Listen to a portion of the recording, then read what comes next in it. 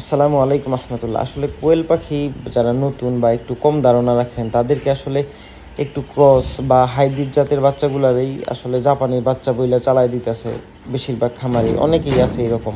যেটা আমি দেখলে ইউটিউবে বুঝলাম যে আসলে একটু ক্রস বা জাপানি জাতের পাখিগুলো ওজনেও তাড়াতাড়ি আসে। আপনারা ওজন যখন দেখে নিতে যান, অবশ্যই ওজন দেখার পাশাপাশি যাত্রা অবশ্যই ভালোভাবে বুঝে নেবেন। কারণ জাপানি জাতের পাখিগুলো ডিমের জন্য বেস্ট এই কারণে, তাদের কম ওজনে ওরা ডিম পারে এবং তাদের উৎপাদন খরচ কম। আর যেই ব্যবসায় উৎপাদন খরচ কম হবে ওই ব্যবসায় ইনশাল্লাহ প্রফিট ভালো হবে, এটাই স্বাভাবিক ইনশাল্লাহ।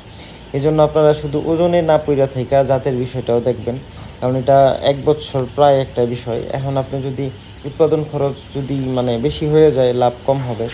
আর বেশিরভাগ দেখলাম ইউটিউবে অনেকেই আছে যারা একটু ক্রস পাখি বা একটু হাইব্রিড পাখি, যেগুলো একটু দেখা যায় প্রায় জাপানির কাছাকাছি, কিন্তু ওইগুলো ক্রস পাখি, ওজন বেশি হবেই, আবার পার্সেন্টেজে একটু হ্যাম্পার হবেই। ওই পাখিগুলো জাপানি বলে চালাই দিতেছে। এই জন্য আপনারা একটু খেয়াল রাখবেন যে জাতটা যেন জাপানি হয় ডিমের জন্য।